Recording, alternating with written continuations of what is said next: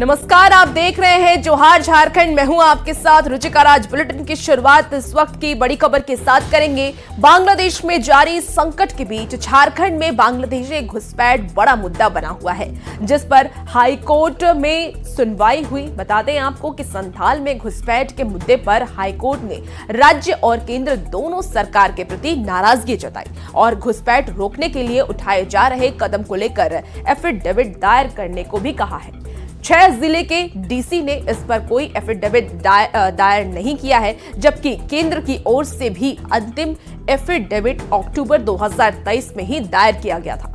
Court ने कहा कि सुरक्षा के सवाल पर भी सरकार गंभीरता से काम नहीं कर रही है। संथाल में अवैध तरीके से बड़ी संख्या में जन्म प्रमाण पत्र, आधार कार्ड और वोटर कार्ड बनाए जाने पर भी कोर्ट ने यूआईडी के निदेशक, इंटेलिजेंस ब्यूरो के निदेशक, मुख्य निर्वाचन आयुक्त और बीएसएफ के डीजी को पार्टी बनाया है। कोर्ट ने कहा कि जिस तरह से बांग्लादेश में हालात बिगड़े हैं, वैसे में घुसपैठ का मामला और भी गंभीर हो सकता है। न्यायालय का कहना है कि इतना सीरियस मामला है, जब बॉर्डर पे इतने गंभीर हालात है और जो केंद्र सरकार के अधिवक्ता ने कहा कि 600 लोग उधर से एंटर करना चाहते थे, तो माननीय न्यायालय ने कहा कि आज 600 की बात हो रही है, कल 6000, पहले 6 लाख लोग एंटर अप करेंगे और यदि हम लोग नहीं इसमें इमीडिएट कार्रवाई होती है, चाहे राज्य सरकार हो या केंद्र सरकार हो, तो गंभीर हालात उत्पन्न होने जा रहे हैं। इसलिए माननीय न्यायालय ने आईबी के इंटेलिजेंस ब्यूरो के डायरेक्टर, उसके बाद से यूआईडी के डायरेक्टर, चीफ इलेक्शन कमिश्नर और बीएसएफ के डीजी, चारों को पार्टी इम्प्लीड करने के लिए आदेश दिया है। राज्य सरकार का कहना है कि हमारे पास कोई तरह का मैकेनिज्म नहीं है। इस पर माननीय न्यायालय ने कहा कि आपके पास तो सीआईडी है, आपके पास स्पेशल ब्रांच है।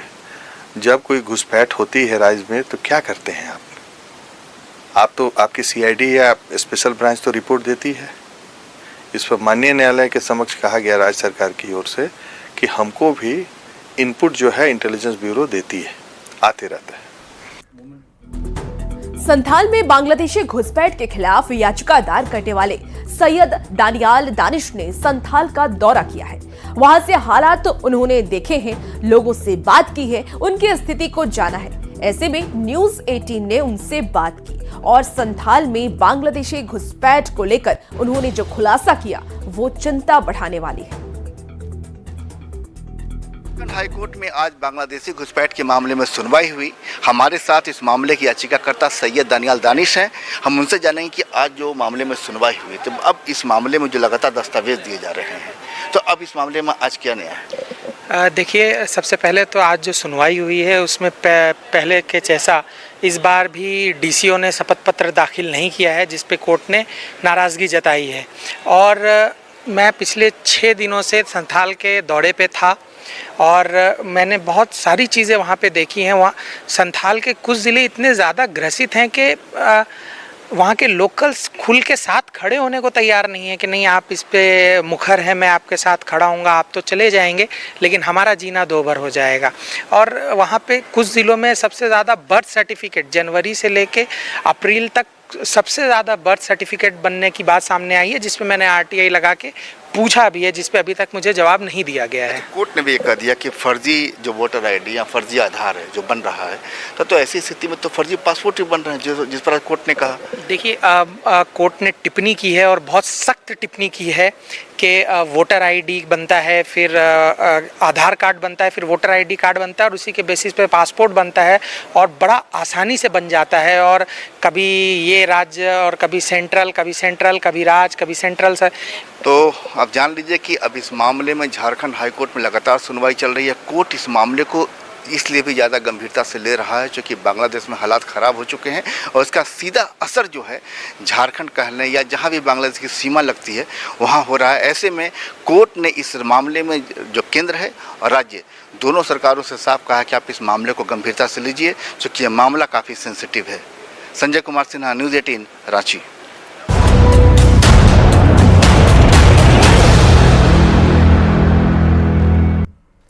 राज्य में आदिवासी जमीन की लूट की खबरें अक्सर सामने आती रहती है।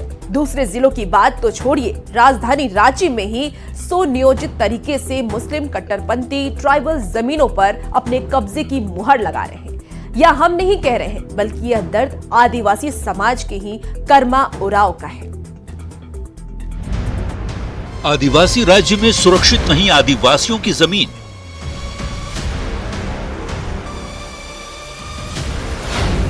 अपनी ही जमीन से बेदखल हो रहे आदिवासी।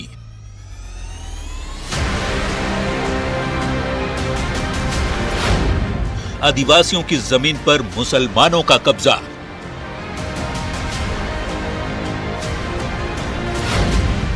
अवैध कब्जा पर बनाए जा रहे मस्जिद, मदरसा।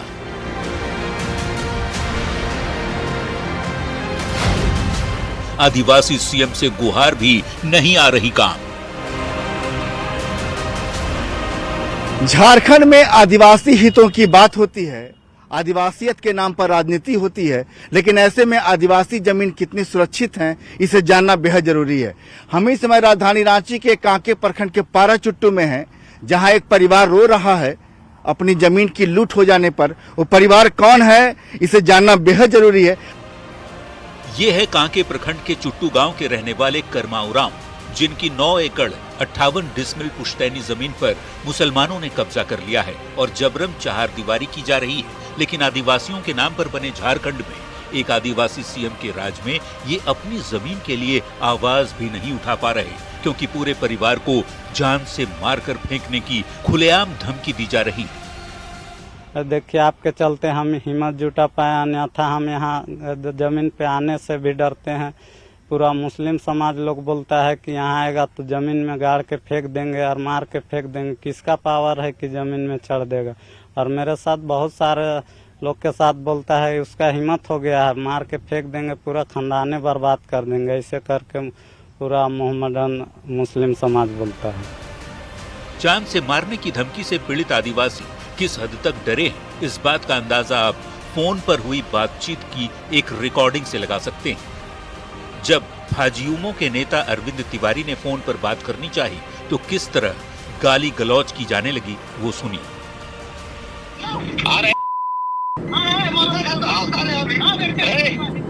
अरे बीजेपी वाला बनता है। हेलो, परसों से हमारा आदिवासी नहीं, आप काफिर हमको बोल रहे हत्या करा दीजिए। ठीक है, अब हत्या करा दीजिए, हम जान गए।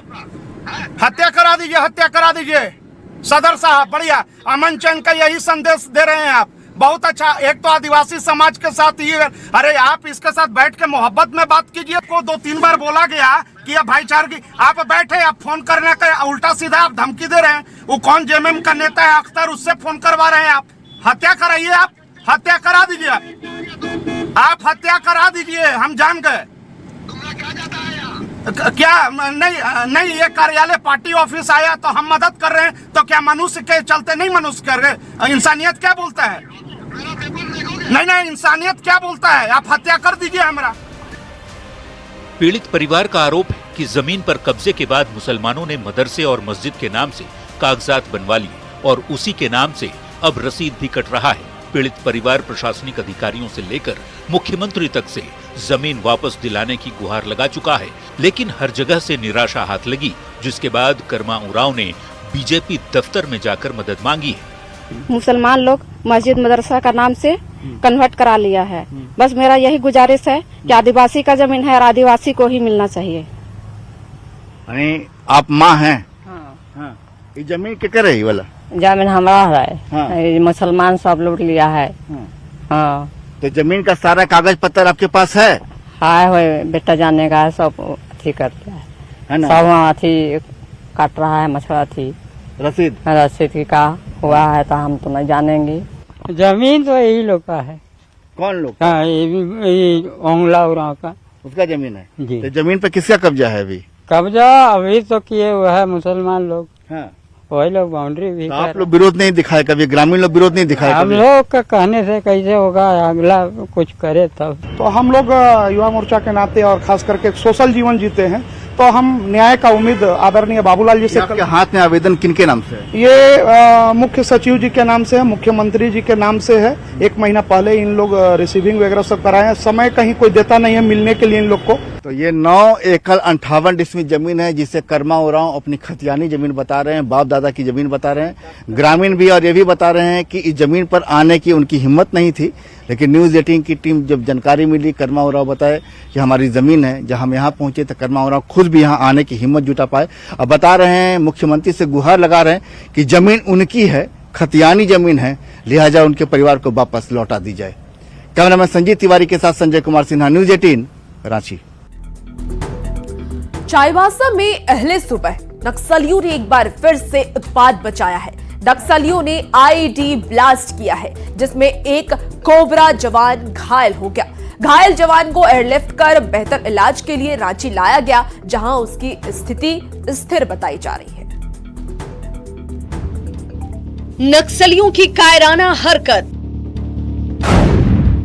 आईईडी ब्लास्ट से गूंजा सारंडा जंगल। ब्लास्ट में एसआई बुरी तरह से घायल। नक्सलियों पर नकेल कसने की तैयारी। अब और नहीं, अब नक्सलियों पर सीधा अटैक। नक्सलियों का होगा द एंड। चाईबासा का सारंडा जंगल उस वक्त ब्लास्ट से थर्रा उठा जब नक्सलियों ने नापाक हरकत करते हुए आईईडी विस्फोट कर दिया। दरअसल 8 अगस्त की अहले सुबह नक्सलियों के खिलाफ जंगल में सर्च ऑपरेशन चलाया जा रहा था। इस दौरान नक्सलियों ने जवानों को टारगेट कर आईईडी ब्लास्ट कर दिया, जिसमें कोबरा 209वीं बटालियन के एसआई जितेंद्र दानी घायल हो गए। घायल जवान को एयरलिफ्ट कर रांची लाया गया, जहां उनका इलाज किया जा रहा है। रांची में घायल जवान से मिलने पहुंचे झारखंड के डीजीपी ने नक्सलियों को कड़ा संदेश दिया। डीजीपी ने कहा कि आईईडी ब्लास्ट की घटना और नक्सलियों के खिलाफ नकेल कसने को लेकर एक हाई लेवल रिव्यू मीटिंग 13 अगस्त को की जाएगी। झारखंड की नक्सल समस्या 90% से खत्म होकर के 10% पे रह गई है। एक आखिरी जंगल बचा है जहाँ ये लोग छुपे हुए हैं। हम लोग इनको ढूंढ रहे हैं, ये लोग छुपे हुए हैं। और उसमें एक माइन ब्लास्ट हुआ, एक माइन रिकवर भी हुई है वहाँ पर। और हम लोग अपनी पूरी स्ट्रैटेजी को पुनः रिव्यू करेंगे। 13 तारीख को मैंने बड़े लेवल पे मीटिंग रखी है पूरे राज्य के सारे वरीय अधिकारियों की, जो ऑपरेशंस में और इंटेलिजेंस में इन्वॉल्व हैं। और हम पूरी स्ट्रैटेजी को पुनः एक बार स्टडी करेंगे, देखेंगे कोई कमी है तो उसको दूर करेंगे और इन लोगों को पकड़ने का नया प्रयास करेंगे। सारंडा जंगल में नक्सलियों की इस हरकत पर झारखंड के आईजी अभियान ने नक्सलियों को कड़ी चेतावनी दी। आईजी अभियान ने कहा कि नक्सलियों के खिलाफ जारी जंग तब तक जारी रहेगा जब तक कि नक्सल पूरी तरह से खत्म न हो जाए। जो हमारी संयुक्त बल है, सीआरपीएफ, झारखंड पुलिस और जो स्पेशलाइज्ड फोर्सेस है, वो लगातार अभियान चला रही है और यह अभियान तब तक चलते रहेगा जब तक कि उस क्षेत्रों को हम लोग पूर्ण रूप से नक्सल मुक्त नहीं करा। बहरहाल नए तेवर के साथ झारखंड पुलिस नक्सलियों के खिलाफ आर पार की जंग को लेकर पूरी तरह से तैयार हो रही है। नई रणनीति बनाकर नक्सलियों पर अब चौतरफा वार करने की तैयारी की जा रही है। नक्सलियों के खिलाफ जो ऑपरेशन है उसमें एक बेहतर रणनीति के तहत आगे बढ़ने की बात जो है वो पुलिस मुख्यालय के द्वारा कही गई है। अब देखना होगा कि किस तरह से इस पूरे घटनाक्रम के बाद सुरक्षा बल जो हैं वो नक्सलियों के खिलाफ जो ऑपरेशन है उसे और किस तरह से तेज करते हैं। रांची से न्यूज़ 18 के लिए ओम प्रकाश। चाईबासा के कुल्हाद जंगल में सुरक्षा बलों ने नक्सलियों के पुराने कैंप को ध्वस्त कर दिया। कार्रवाई के दौरान हथियार, गोला बारूद और कुछ उपयोगी सामानों को भी जब्त किया गया है। आपको बता दें कि नक्सलियों का ये कैंप सरजुमबुरु क्षेत्र में था। सुरक्षा बलों ने सर्च ऑपरेशन करके सभी हथियारों को बरामद किया है। नक्सलियों की कमर तोड़ने के लिए बड़ी कार्रवाई की जा रही है।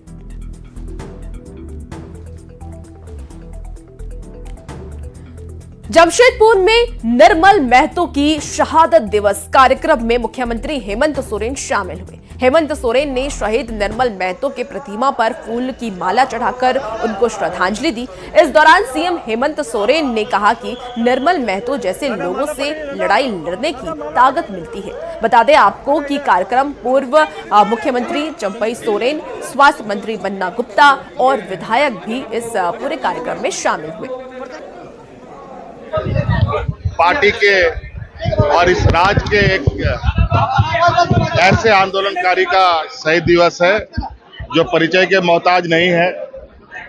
आज निर्मल महतो जी के इस समाधि पर हम लोग एकत्रित हुए, हर साल होते हैं और ऐसे मौकों से हमें ताकत मिलती है और जो लड़ाई इनकी रही है उस लड़ाई को हम लोग आगे तक ले जाते हैं। संसदीय कार्य मंत्री किरेन रिजिजू ने लोकसभा में वक्फ संशोधन बिल पेश किया। बिल पर बीजेपी का ये कहना है कि इससे अल्पसंख्यक समुदाय के लोगों का फायदा होगा। बिल पर चर्चा के दौरान केंद्रीय अल्पसंख्यक मंत्री किरेन रिजिजू ने यह भी कहा कि वक्फ संशोधन बिल पहली बार इस सदन में पेश नहीं किया जा रहा है। उन्होंने कहा कि आजादी के बाद 1954 में एक्ट लाया गया, इसके बाद एक्ट में कई संशोधन हुए। हम 1995 के कानून में संशोधन के लिए बिल ला रहे हैं क्योंकि 2013 में ऐसे प्रावधान लाए गए जिसने वक्फ एक्ट 1995 का स्वरूप बदल दिया है। किरेन रिजिजू ने यह भी कहा कि जो विधेयक लाया जा रहा है वह सचर समिति की रिपोर्ट पर आधारित है जिसे कांग्रेस ने बनाया था। सदन में उसके माध्यम से जो वक्फ कानून है उसमें काफी संशोधन सरकार के द्वारा प्रस्तावित है ताकि मुस्लिम समाज के असली लाभार्थियों तक, वंचितों तक उसका लाभ पहुंच सके। और कुछ मठाधीश जिस तरह से सारे तंत्र पर कब्जा जमा कर बैठे थे, निश्चित रूप से उनको तकलीफ होगी, लेकिन भारतीय जनता पार्टी यह मानती है कि हम पारदर्शिता के साथ आगे बढ़ना चाहते हैं और ये जो कानून बना था मुस्लिम समाज के हित के लिए बना था, न कि कुछ खास लोगों के लिए बनाया गया था। इसलिए सरकार संशोधन प्रस्ताव लेकर आई है, वाद विवाद होगा, चर्चा होगा, उसके उपरांत सरकार देखेगी कि उसमें और कौन से चीज समाहित किए जा सकते हैं। बड़कागांव विधायक अंबा प्रसाद एक बार फिर चर्चा में है। चर्चा अपने किसानी वाले अंदाज को लेकर। खेत में उतरकर रोपनी और खुद को इसमें से एक बताने वाली अंबा प्रसाद का ये अंदाज आपको भी कायल कर देगा।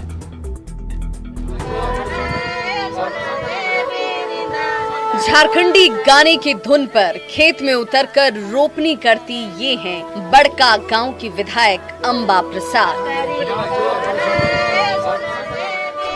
जो अपने अंदाज और बयान से तो हमेशा चर्चा में रहती ही हैं, लेकिन ये अंदाज कुछ जुदा है। खेत और खेत में खड़ी अंबा प्रसाद, माथे पर टोकरी और टोकरी में देखिए धान के बिचड़े। ठेठ झारखंडी अंदाज में आपने पहली बार ही देखा होगा अंबा प्रसाद को। महिला विधायक का ये अंदाज लोगों को खूब भा रहा है। अंबा प्रसाद खुद भी कहती हैं कि खेती बाड़ी हो, खेती से जुड़ी आजीविका हो, चाहे कृषि हो, ये हमारी पहचान है। संघर्ष ही हम लोगों को आगे बढ़ने की प्रेरणा देता है। जल, जंगल और जमीन ही हमारी शान है। खेत में उतरकर काम करने से हमें अपनी परंपरा का एहसास होता है। झारखंड जहां बारिश देर से होने की वजह से किसान की रोपनी प्रभावित हो रही थी, किसान के चेहरे अब बारिश के साथ खिल गए हैं। सभी जगह रोपनी का काम शुरू हो चुका है और जैसे ही विधायक अंबा प्रसाद ट्रांसफार्मर उद्घाटन करने के बाद ग्राम महूदी पहुंची तो लौटने पर उनकी नजर अचानक से खेतों में धान की रोपाई करती महिलाओं पर जाकर टिक गई। फिर क्या था, विधायक खुद को रोक नहीं पाई और उतर गई इसी पानी में। खेत की डरेड से माथे पर टोकरी में धान के बिचड़ों को लेकर इन महिलाओं के साथ गीतों पर एक एक कर इन पौधों को लगाने लगी और कहा कि जो सुख किसानों के बीच रहने से मिल रहा है वो शायद और कहीं नहीं मिलता। झारखंड जिसकी पहचान में ही माटी है, वो झारखंड अंबा प्रसाद जैसी दूसरी महिला विधायकों को जमीन से ऐसे ही जोड़े रखता है, चाहे वो सार्वजनिक जीवन में हो या राजनीतिक जीवन में। अंबा प्रसाद पहली महिला विधायक भी नहीं जिन्होंने खेत में उतरकर रोपनी की। इससे पहले आपको याद होगा मांडर विधायक शिल्पी नेहा तिर्की ने भी महिलाओं के साथ खेती की थी और कहा कि गांव छोड़ब नाही, जंगल छोड़ब नाही, माए माटी छोड़ब नाही, लड़ाई छोड़ब नाही। न्यूज़ 18 के लिए संजय सिन्हा की रिपोर्ट। और फिलहाल इस बुलेटिन में इतना ही। खबरों का सिलसिला न्यूज़ 18 बिहार झारखंड पर जारी है।